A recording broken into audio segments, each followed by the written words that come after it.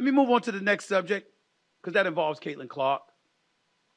Obviously, before I do that, let me give major props to Sabrina Ionescu for the New York Liberty with what she's been doing. She's been doing big things, and major props to her. But I'll revisit that in a second in terms of our WNBA headlines. But the first order of business is going to be Caitlin Clark because she was asked this week by a reporter how she felt about her name being weaponized for racism and misogyny in the league along with other things.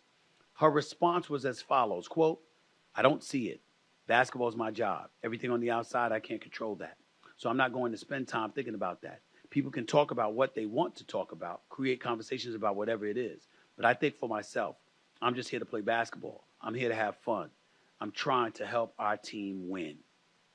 Now, Caitlin Clark's comments caught the attention of Connecticut Suns player Dejanay Carrington, who took exception to what Clark had to say and responded on X, formerly known as Twitter, with this quote, "Dog, how one cannot be bothered by their name being used to justify racism, bigotry, misogyny, xenophobia, homophobia, and the intersectionalities of them all is nuts. We all see the shit. We all have a platform. We all have a voice, and they all hold weight. Silence is a luxury." Following Carrington's post, Clark was asked again about her feelings on misogyny and racism circling the WNBA. This time, the 22-year-old delivered a strong statement on people using her name with hateful motives and messages that escalated after she failed to make the U.S. Olympic team. Here's what she said, quote, "Everybody in our world deserves the same amount of respect. The women in our league deserve the same amount of respect. People should not be using my name to push those agendas. It's disappointing. It's not acceptable. Just treating every single woman in this league with the same amount of respect is just a basic human thing that everyone should do." End quote from Caitlin Clark. First of all, I love the fact that Caitlin Clark came back and commented on it. Dejanay Carrington was very piercing in her rebuke of what Caitlin Clark had to say. But for those that are willing to get on Carrington, I will come to Carrington's defense simply in this regard. People got on Michael Jordan because Michael Jordan gave the impression that he just cared about playing basketball at one time and making money. And everybody was saying he needs to be more active, he needs to speak up, et cetera, et cetera. Back in the day, that was a different time, but nevertheless, he was held accountable. And most people who are silent when clear activism is needed, if not downright required, you're going to get called on it, particularly in this day and age where everybody has a voice. And what Carrington was saying is that it wasn't on, she was not implying that it was on Caitlin Clark to speak up alone. What she specifically said is that all of us have a voice and all of us have an obligation to use that voice. In other words, none of us should be silent. Silence is a luxury, but one none of us should have. That's what Carrington was saying, in my opinion. And I don't disagree with her, as long as you're somewhat knowledgeable about what you're talking about. In the case of Caitlin Clark, let's just call it what it is. We're living in a world right now where there is resentment. There is some degree of hostility. When I brought up jealousy, envy, resentfulness, I had to elaborate extensively on exactly what I meant. Because what I was trying to say to people is that any one of those emotions, add the word justified before it. Because it's justified. Because a legitimate argument can be made that as great as Caitlin Clark was in college, and as great as I know she will be in the WNBA, that is separate and apart from the issue surrounding her apparent marketability. Record ratings for the WNBA draft, 2.446 million. Record ratings for the opening night doubleheader for the WNBA. Record ratings over the course of this season, directly attributed to Caitlin Clark, not solely, but primarily. And the reality is that there have been players who have come along who were not white, but looked even better and didn't get that kind of shine.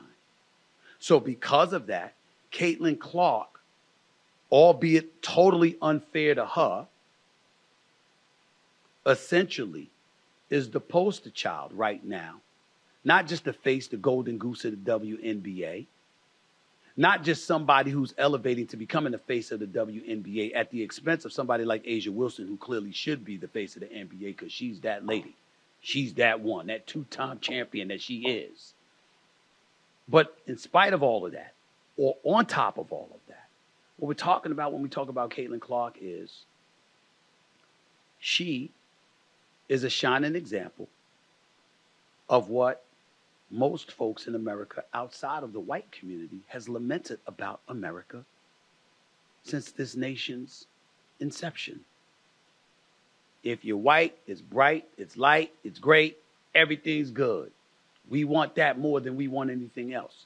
And no matter what trials and tribulations people of African American descent and beyond have endured, you don't necessarily get the shine you get when you are white. And people thought we had moved past that to some degree, or we had taken so many steps in a proper direction, et cetera, et cetera, et cetera. And then it's a reminder that we still have a long way to go. And what I said on First Take earlier today, my day job on ESPN, 10 a.m. to noon, Eastern Standard Time every weekday morning, what I said, I will never apologize for because it's necessary to understand.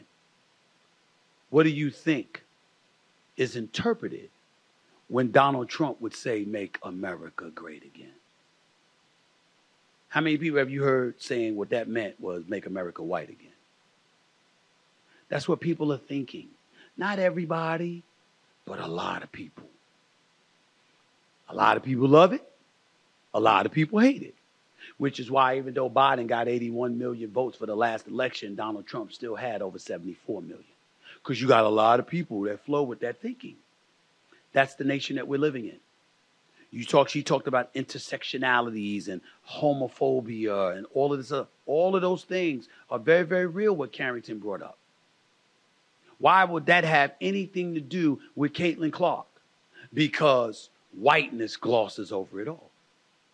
The fact that she can ball, that she's incredibly marketable, and she's white, has everybody saying that's a product we want to support. And so we're going to throw our support behind the WNBA in ways we never imagined we would.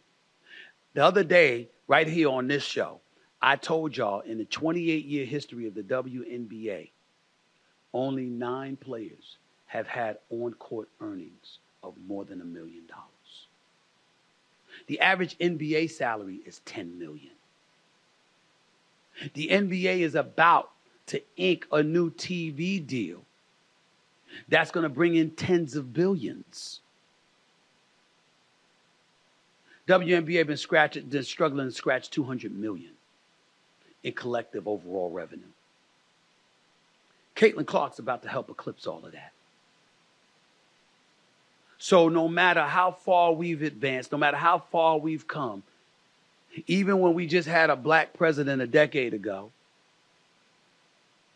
even when we had a woman as the Democratic nominee for the presidency of the United States in the year 2016, even as we sit here today, and one of the topics trending is that Michelle Obama would be the obvious candidate for the presidency in the event that Joe Biden backed out, if that's what she wanted to do.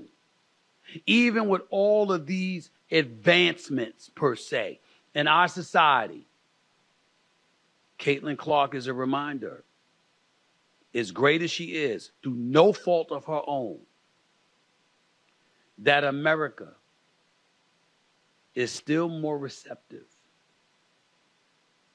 to marketing white folks more so than anybody else.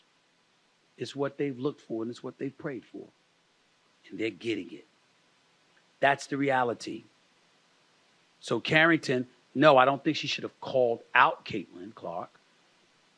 But I think that her message, her tweet was saying, don't sit here and be quiet if you're down for the cause. If you with us, you with us. Because it's always bigger than just one person. And that's what she was challenging Caitlin Clark to do. She's a rookie. A lot of pressure on her. Don't particularly like it. But I've seen black players in their early 20s have their pressure placed on them. in football and basketball. If that's what it is, that's what it is.